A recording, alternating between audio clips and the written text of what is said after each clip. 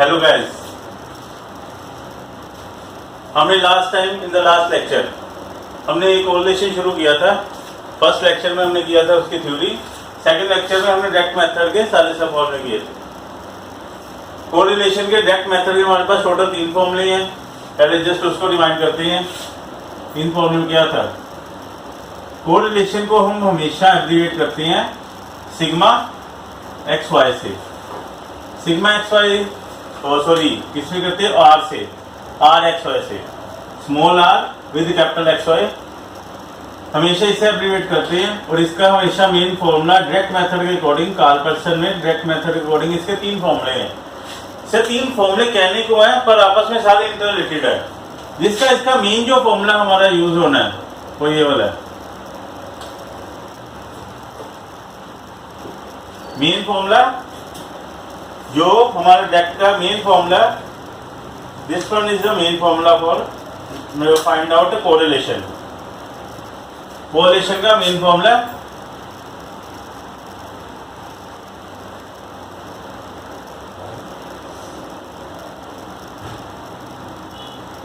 तो ये मैंने पूरे डिटेल में बता दिया कि स्मॉल एक्स और स्मॉल वाई का क्या डिफर होता है।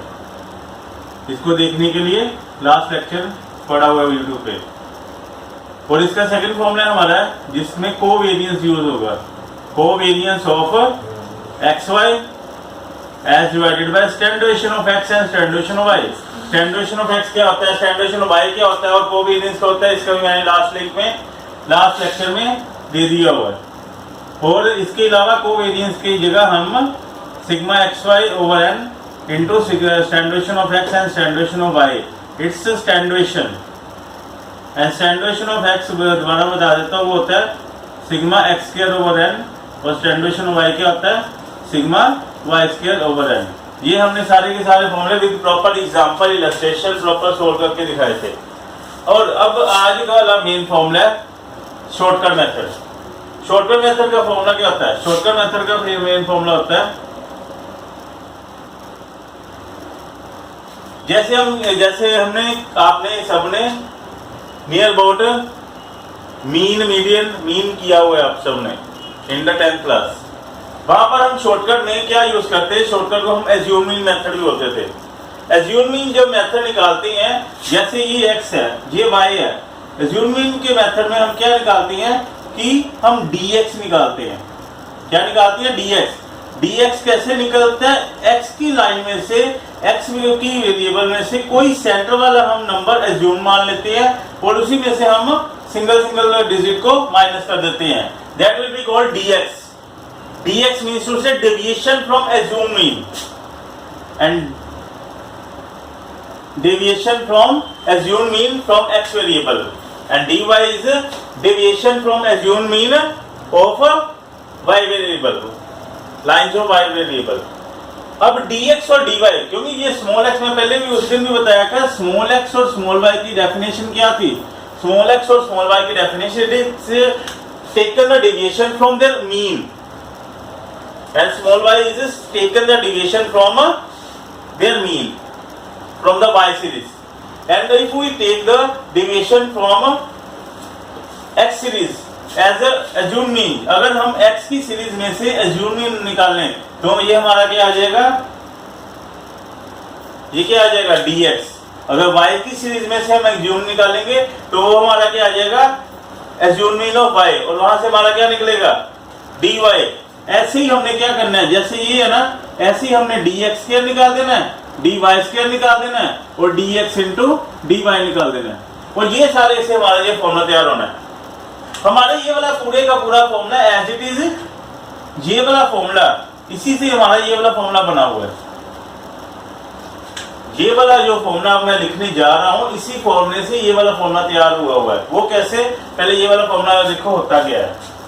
इस फॉर्मूले में ये फॉर्मूला है हमारा n sigma dx into dy minus sigma dx into sigma dy over n sigma dx square minus sigma dx का whole square and sigma dy square minus sigma dy का होल स्क्वायर।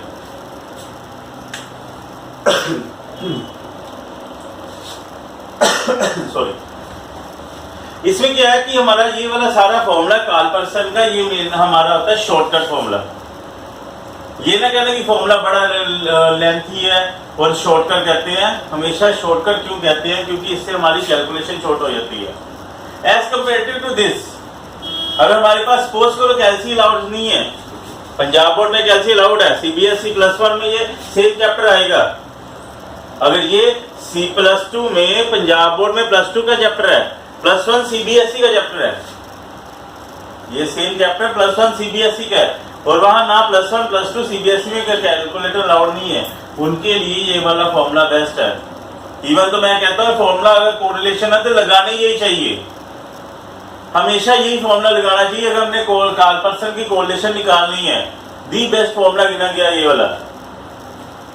और ये वाला formula भी इसी फॉर्मूले से ही derive हुआ है, ये वाला फॉर्मूला भी इसी फॉर्मूले से ही डिराइव हुआ है, और ये वाले सारे फॉर्मूले इससे बने हुए हैं। यानी कि कहने की बात है कि हमारा कार्लपर्सन का ये वाला फॉर्मूला ही सबकी मेन मदर है, यानी कि इसी ने सारे फॉर्मूले को पैदा किया हुआ है। अब इसको कैसे करना है, इसको करने का तरीका क्या है वो एक हम एग्जांपल लेते हैं, ठीक है। अब एग्जांपल में हम प्रॉपर समझाएंगे इसको करना कैसे है। फॉर्मूले को हम एक प्रॉपर एग्जांपल से देखते हैं। देखो हमारे पास x और y दो सीरीज है, x और y दो सीरीज है, दोनों की हमें सीरीज दे रखी है। उसमें हम क्या करते थे, पहले मीन निकालते थे, क्योंकि हमने यहाँ पर स्मॉल x निकालना होता था। उसमें हम मीन निकालते थे क्योंकि यहाँ पर हमने स्मॉल x निकालना होता था, क्योंकि ये हमने ये डेविएशन x माइनस मीन निकालते थे कि मीन की वैल्यू यहाँ से माइनस करते हैं। पर यहाँ पर हमने क्या करना है, यहाँ पर से कोई भी सेंटर वाला नंबर 45 ले लो, 40 ले लो, 60 ले लो, मैंने 50 लिया। कोई भी नंबर सेंटर वाला, इस सीरीज को कोई भी सेंटर नियरबाउंड नंबर है ना, कोई नंबर एक उठा लो, ऐसे वाइज में उठा लो, मैंने ये वाइज लिखा 56 लिया। अब क्या करना है, हमने dx निकाल देना है सिंगल सिंगल में से, यानी कि 15 minus 50 35, 25 minus 50 minus 25, as it is सारी की सारी सीरीज निकाल दो। सारी सीरीज को हमने क्या कर देना है, प्लस कर देना है। आगे dy निकाल दो, dy को भी सिग्मा निकाल दो, dy का समेशन निकाल दो dy सीरीज का। नेक्स्ट हमने dx स्क्वायर निकालना है, क्योंकि यहाँ पर सीरीज में एक तो सिग्मा dx है, सिग्मा dy है, ये वाला यहाँ पर सिग्मा dx है, ये वाला, ये ध्यान से देना, whole bracket of sigma dx है, ये अलग चीज है, अलग चीज है। ये मतलब है कि हमने सिंगल सिंगल का स्क्वायर निकाल के और प्रॉपर समेशन करनी है ओवरऑल। और ये है सिंगल सिंगल का, जो हमने सिंगल निकाला उसका स्क्वायर है, वो अलग से स्क्वायर है। ये नहीं कि ये वाला dx ये वाला है, और ये वाली वैल्यू हमने यहाँ पर पुट कर दी नहीं, और हमने dx स्क्वायर निकालना है, फिर dy स्क्वायर निकालना है, फिर dx इंटू dy निकालना है, dx इंटू dy।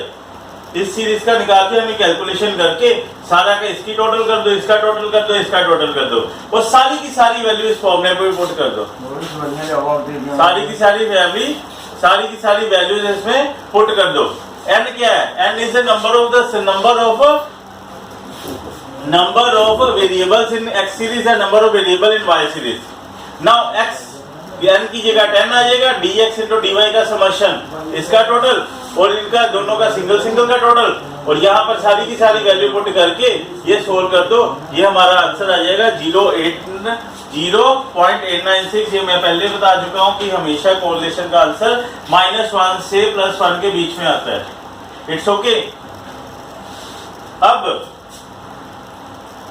अगर सपोज करो, अब मैंने ये बताने लगा कि ये वाला फॉर्मूला, इसी फॉर्मूले से हमारा जो दूसरा डायरेक्ट फॉर्मूले की डेरिवेशन हुई है, वो कैसे, इसी फॉर्मूले से हमारे डायरेक्ट फॉर्मूले की डेरिवेशन हुई है, वो कैसे, उसके लिए वो करते हैं, पहले इसको नोट डाउन कर लो।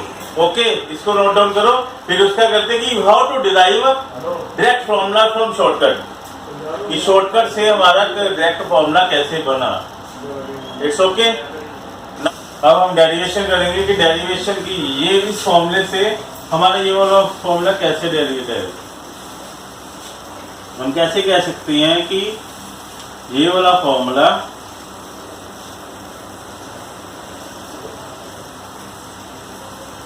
यहां से डेरिवेट हुआ है। अब ध्यान से देखो, ध्यान से देखो कि मैंने सपोज करो, वैसे मैंने मीन निकाला है, सपोज मैंने स्पेशल मीन निकाला है।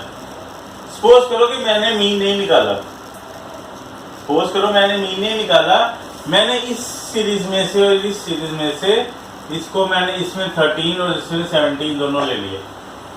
एज एज्यूम मीन इसमें 30 ले ली, इस सीरीज में क्या ले लिया, इस सीरीज में मैं एज्यूम मीन ले लिया 17। मुझे नहीं मालूम कि ये मीन है, मुझे नहीं मालूम, ये मैं ये मान के चल रहा हूं, मुझे नहीं मालूम कि ये मीन है, मैं इसको एज्यूम मीन से कर रहा हूं, ये मुझे नहीं मालूम, ये मैं मान के चलो, चाहे मीन ही मैंने उठाई है, पर ये मान के चल रहा हूं ये मीन ही है, एज्यूम मीन है, कि ये इसी को मैंने एज्यूम मीन में उठाया। आपको ये पता होना चाहिए कि हमारी मीन की एक प्रॉपर्टी है। क्या प्रॉपर्टी है? एक मीन की एक प्रॉपर्टी है क्या, कि sum of deviation from their mean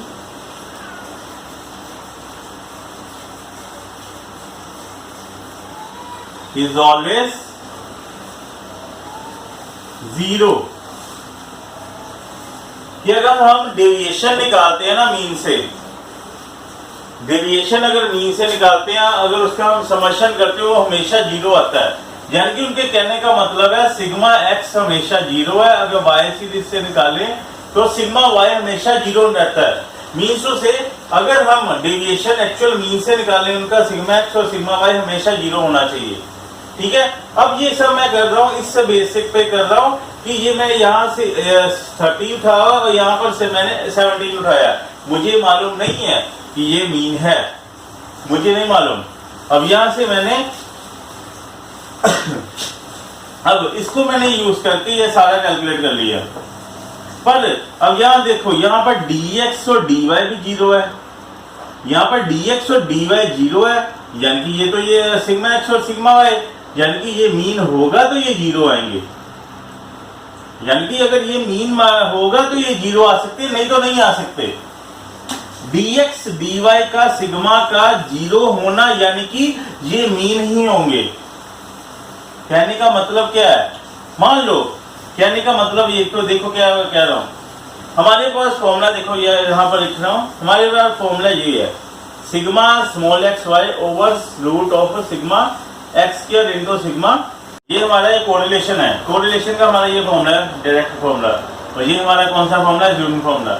assume mean में हमने ये फॉर्मूला ये लगाते हैं कि यहाँ पर ये dx और dy लेते हैं, ये एज्यूम मीन से लिया हुआ है। अब ये मैंने बिना रैंडम ये नंबर उठाया कि ये 13 और 17 नंबर है, ये मुझे नहीं मालूम ये मीन है, मुझे नहीं मालूम, मैं ये मान के चल रहा हूँ कि ये 13 और 17 मीन नहीं है, मैंने रैंडमली कोई नंबर उठाए हैं, फिर भी ये 0 आ जाते हैं। जब भी ये dx और dy 0 आएगा तभी मान लो कि ये मीन ही होगा, क्योंकि मीन की ही प्रॉपर्टी होती है, अगर मीन की प्रॉपर्टी होता है अगर उसका डेविएशन निकालते हैं ना तो उसका सम करके, यानी कि मीन निकाल के मीन को सब सारी सीरीज की वेरिएबल की रकमों से माइनस कर दो तो ये हमेशा उसका समर्शन 0 ही जाएगा, यानी कि ये सिग्मा dx नहीं असल में सिग्मा x है। इसी को मैंने अगर सपोज करो यहाँ पर पुट कर देता हूँ, यहाँ पर अगर मैं पुट कर देता हूँ, यहाँ पर n कितना है, n पॉइंट मान लो, और सिग्मा dx y को सिग्मा dx y मान लो, और यहाँ पर सिग्मा dx है ना, यहाँ पर सिग्मा dx मान लो कि अगर मैं मीन से रहता हूँ तो ये 0 आना है, ये भी 0 आएगा, ये भी 0 आएगा। अगर यहाँ पर ले तो n है सिग्मा dx स्क्वायर और माइनस ये 0 का स्क्वायर, और यहाँ पर n सिग्मा dy स्क्वायर और यहाँ पर 0 का स्क्वायर।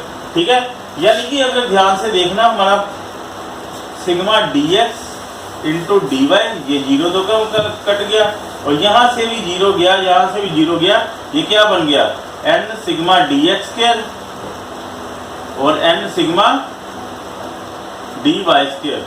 ठीक है, अब ये ध्यान से देखना, ये n sigma dx into dy over,